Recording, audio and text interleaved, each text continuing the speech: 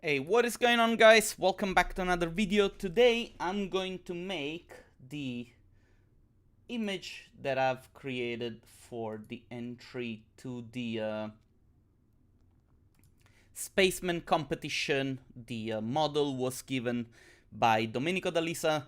Very excited to share a little bit my workflow and the techniques that I've used to make this image. It's actually a pretty simple tutorial that you're going to see today.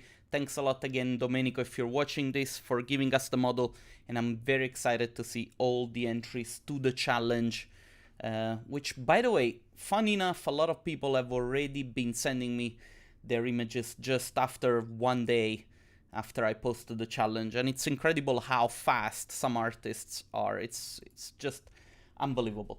But anyway, let me open the I'm gonna start from scratch, and so I'm gonna go into the where is this guy? Actually, I think I saved it on my desktop. Astronaut, there we go. And then I think I used the OBJ high poly, I think. Okay. First of all, let me see if people can hear me. Okay, there are two people watching for now. If you guys can see me, hear me, I don't know if, because I did not ask you, just leave a comment, let me know. Alright, so the model comes out like this in Cinema 4D. I'll have to create 3 basic Corona materials. I'm gonna call them 1, then make a copy, 2, and then make another copy, 3, and I'm just gonna overwrite the existing materials. Okay, so the first thing that I'm going to do, I'm going to set up a square aspect ratio for my camera, and then I'm gonna lock it. And then I'm going to start posing this character in such a way that it's going to look like this. So basically I'm going to move a little bit the head and then bend a little bit the body. Nothing too complicated, it just takes a little bit of time. I'm not a rigger, so I'm not gonna go and rig this thing, but I'm gonna show you how I did it.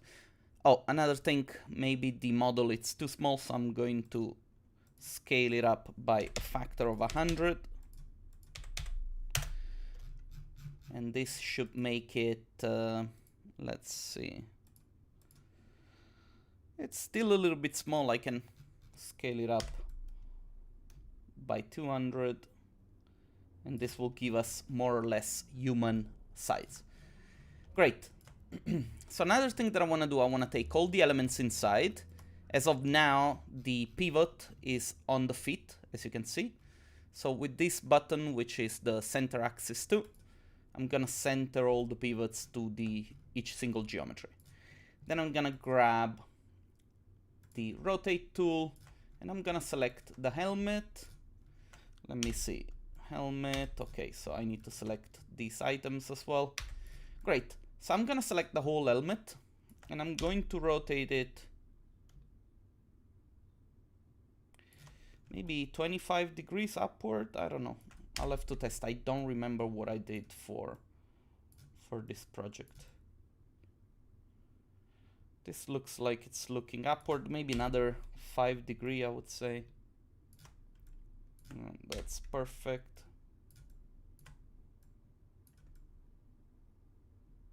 Good. Now, as you can see, there are a couple of things that I have to fix. Like, for instance, the suit here, you can see that it's open. The pipes are not connected to this element anymore, but it's fine. Let's just, first of all, define a camera. Let me start with a normal camera. Let's look through the camera, change the compositions, switch on the grid so that I can find some sort of like guideline. I think this should work. The only thing is that let me grab the camera. I want to rotate the camera a little bit in that direction. Yeah, there you go.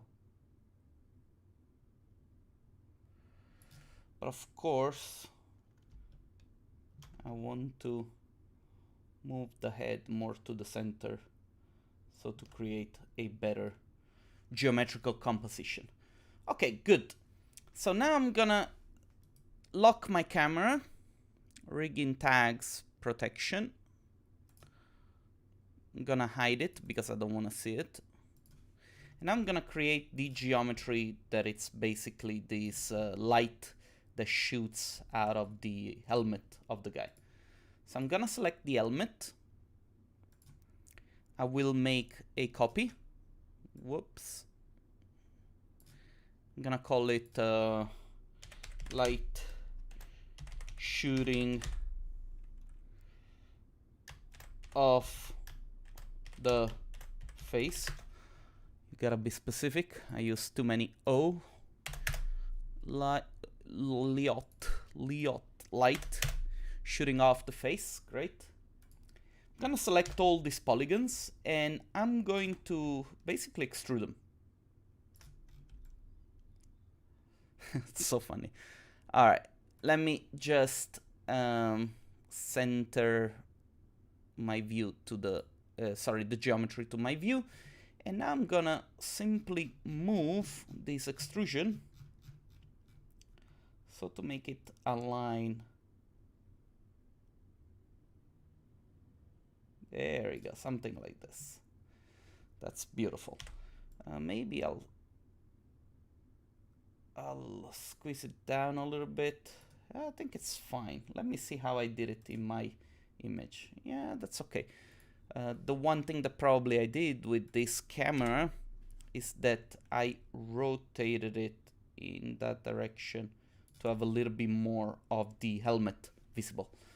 But that's pretty much the same thing that I'm doing here. Very good. Rigging tag, protection, and that's it. Right click on the camera and I'm gonna say Corona tag, Corona camera. And then what I want to do, I want to have a plane at the back of the guy, and this plane I'm going to give it a target, and in the target I'm going to put the camera, so the plane will always be looking towards the camera. Now the plane is flat, that's why you don't see it. So if I change the direction of the plane to say plus Z, now you see the plane because it's pointing in the right direction. So I'm just gonna scale it up quite a bit and maybe move it backward, so to create some depth. There we go. And I'm gonna start texturing this thing because I wanna have some colors. So let's create a bluish color for the background. Whoops. I want to have a reflection. And since the reflection it's going to be blurred at the back, I'm going to give it a very weird glossy material, something like this grunge. There we go. Now I don't want to save it, and so this material becomes super glossy, and I'll apply to the cube at the back. I'm gonna switch to Corona, and now I'm going to create the light material. So for the light material, I'm gonna say Corona new material. Oh, sorry, I'm looking at the messages just right now. It's very nice that Domenico is here, the maker of the model. How are you guys? Everything okay?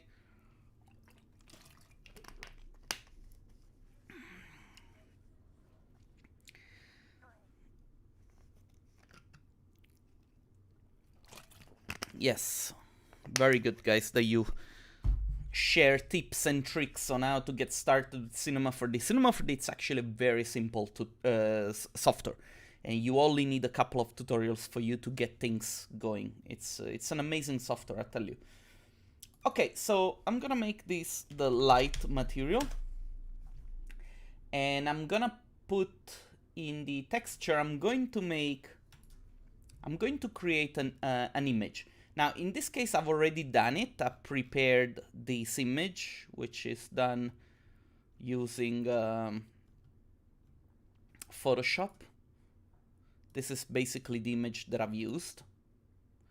It's a super simple image to create. Let's just do it together so that you see what I mean.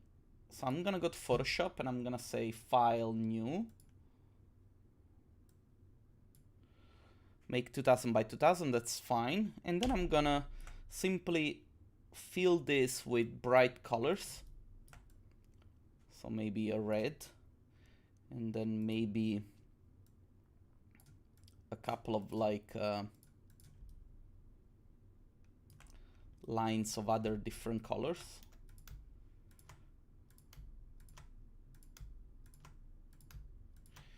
And I'll do this with maybe a blue at different sides. There we go.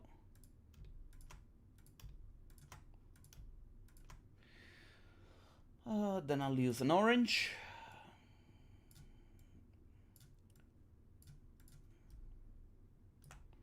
There we go.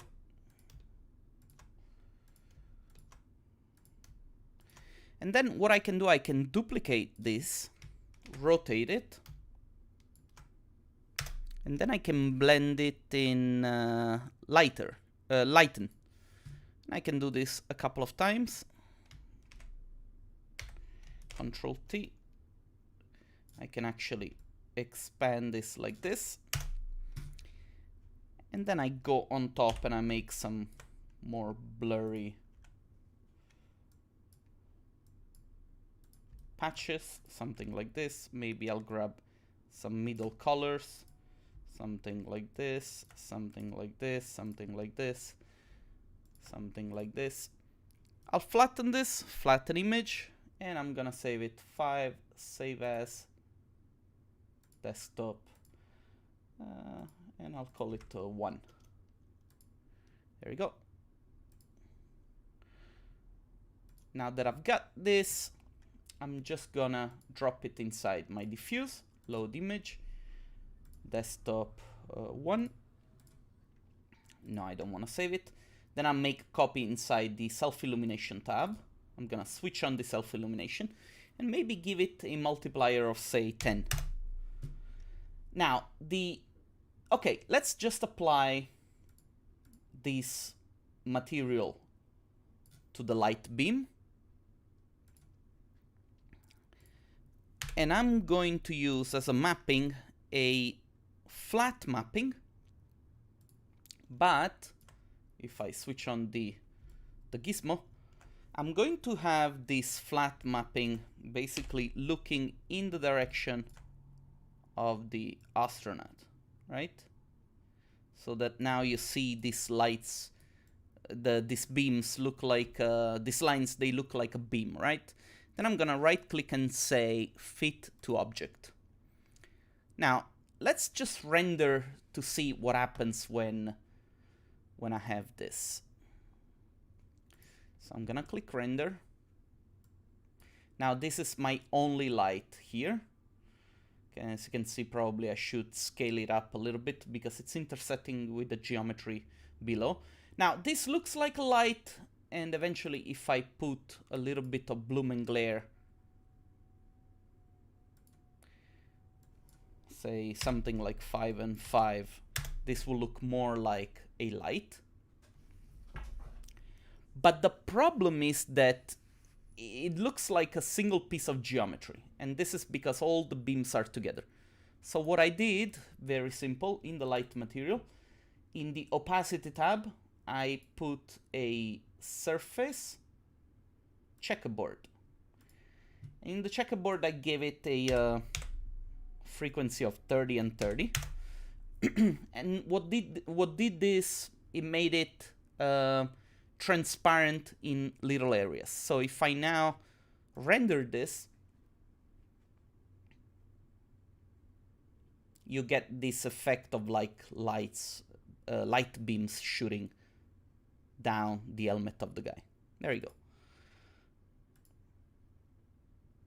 Let me select the geometry And let me scale it up a little bit so that we don't get... Actually, you know what? Let me make another helmet.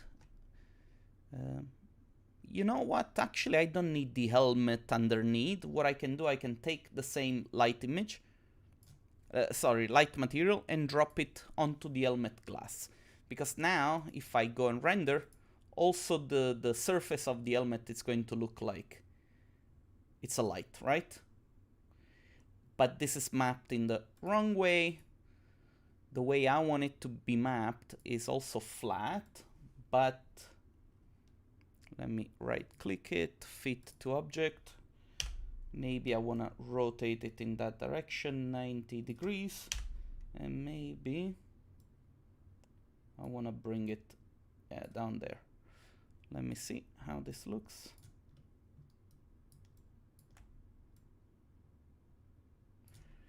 Is it the right way? I hope. Otherwise, let me turn it. No, this should be fine. Let's see how it renders.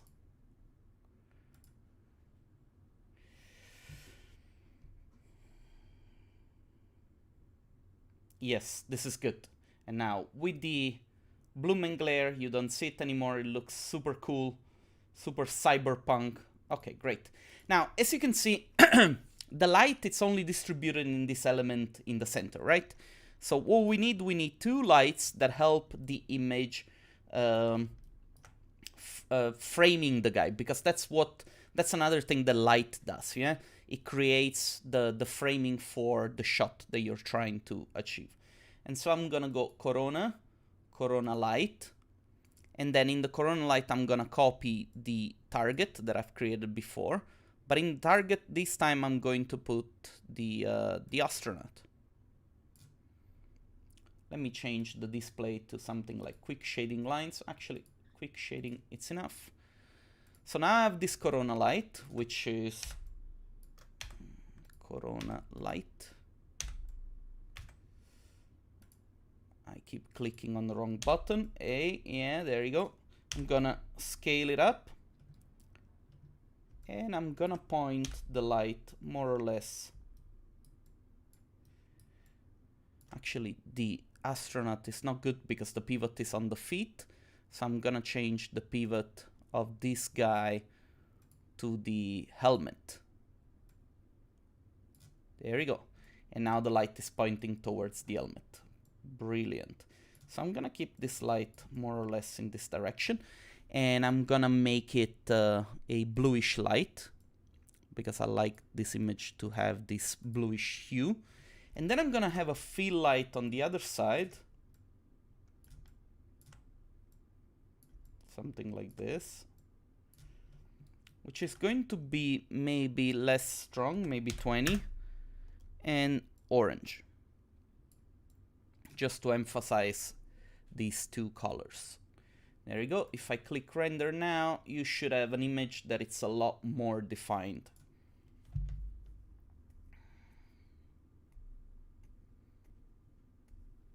Maybe that's a little bit too much because the two lights are too strong. Okay, so let's just lower this one to something like 15 and the other one to maybe 5. Let's re-render.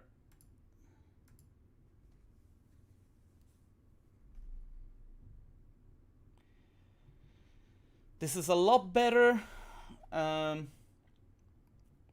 you can tell. Now, a couple of things that I'm going to do to create that sort of like contrasty that I've shown you before is in the tone mapping, I'm going to raise the vignette intensity to something like 1.5. Yes, so that you get a little bit more vignette. Maybe I raise the exposure a little bit so that you get this a little bit more bright. Maybe that's too much. Maybe I need to raise the highlight compress. Let's see. Yeah, this is a little bit better. Maybe I'll have to fix a little bit the textures at the back, but for now that's fine. Let me move this a little bit further away, make it a little bit bigger. And then I'm gonna say to the camera, I wanna have the f-stop set to 2, so to create a little bit of depth of field. I'm gonna switch on the depth of field, enable DOF, and I'm going to grab as a focal point of my camera the helmet. And so in theory now, you should see the background a lot blurrier than it is now. As you can see now, the reflections are relatively well defined. If I hit render now, this should be a little bit more blurry. And we're going to raise a little bit more this effect by introducing some stars inside our geometry. So this is good. Maybe the one thing that I don't like is the fact that, you know, because there are so many flares, this doesn't really look like a shooting beam of laser. So what I'll do, I'll change the streak count to 1, so that you only have 1 streak count. There we go, that's much better. And now I'm gonna put the stars. To put the stars, I'm going to create a box. This box is going to be more or less this size. And I'm going to create a platonic, which I'm going to drop inside a cloner. And this cloner is going to use as a mode, an object mode, with the cube as a object guide. Now, if I hide the cube, you'll see what is happening. So basically, you have all these platonics put on the surface of this cube. I'm gonna change the cloner mode from the distribution from surface to volume, so that all the platonics are distributed inside the cube. I'm going to make them a lot more small, just like so. I'm going to raise the number, of course, make something like, I don't know, 600. So now you have a lot more of these elements. If I frame my shot, you'll see that these are now navigating all over my view. And in the cloner, I'm also going to say MoGraph effector random, so that the distribution of these cloners will be a lot more random, but also the scale. There you go. And eventually also the rotation, because I'm going to give a very reflective material to this platonic, so that it's going to shine light in all directions. And maybe I need to make the platonic a little bit smaller. This is still too big. Yeah, this will be a lot better. There we go. And maybe I'll change the count. Instead of 600, 1600, so I have a lot more of them. Okay, great. Now I'm gonna make a Corona chrome material. I'll call it stars. Make the base diffuse black. The reflection Fresnel IOR 22. And then I'm gonna make it very glossy, something like 0.6%. I'm gonna drop these inside my platonic. If I now click render,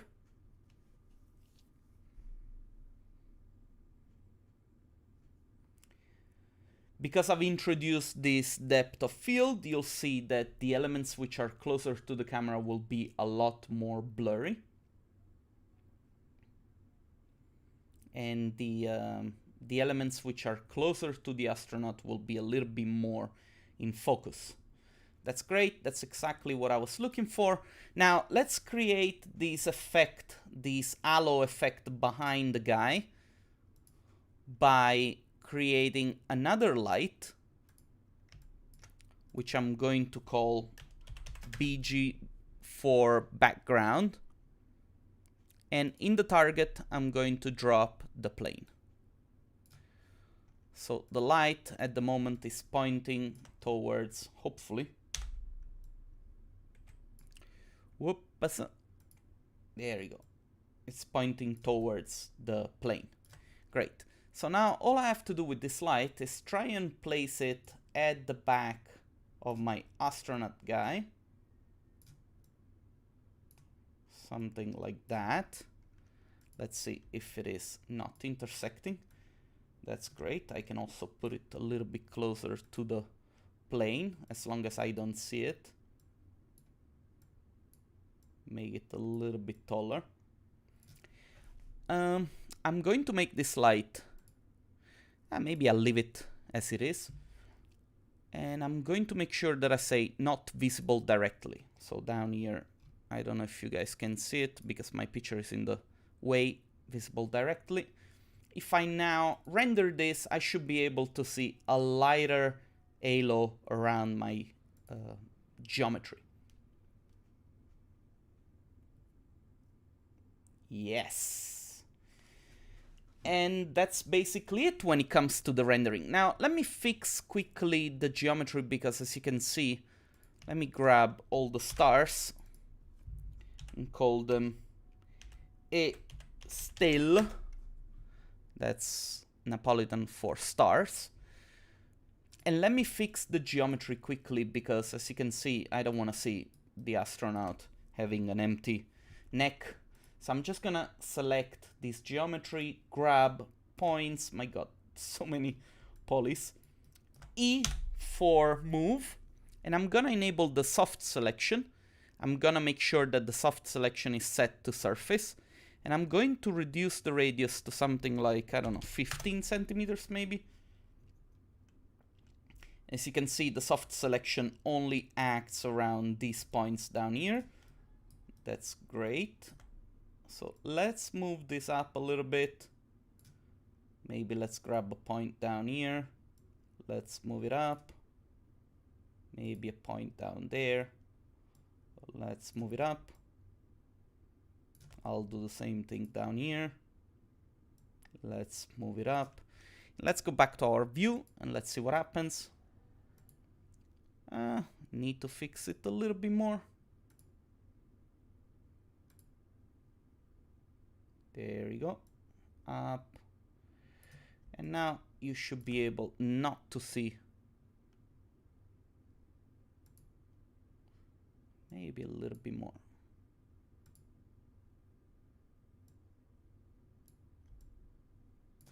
Move those points up as well. Great. I'll have to do the same with these pipes. These pipes.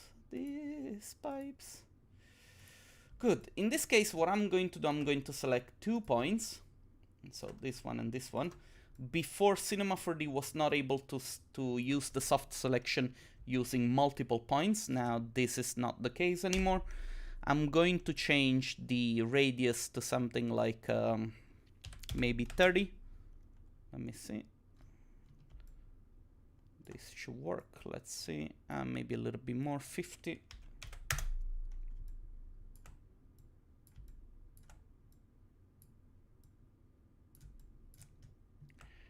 I'll do the same here, just to make sure that I'm not deforming the geometry too much.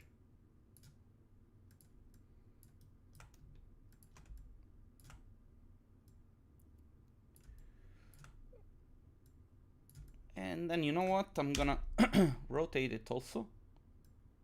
There we go. Maybe a little bit more. E for moving. Squeeze it in. Beautiful. Let's do the same with this other guy down here. R for rotation, so that it comes out a little bit better. E for moving, maybe make this 60 centimeters. Up we go. In that direction. You're not gonna see those details anyway, but it's good for me, for my peace of mind. Great. So now I'm gonna create another material. New material. We call this O tube with double B. And the diffuse will make it 13%. like the number. Reflection will make it very glossy. Oh, sorry, I got it wrong. Reflection will make it maybe 90%. Great. And we apply, let me see, is this alone? Yes. We apply the whole material to the pipe alone. There we go. Maybe one thing that I want to do, I also want to put a texture on the astronaut body. Let me see.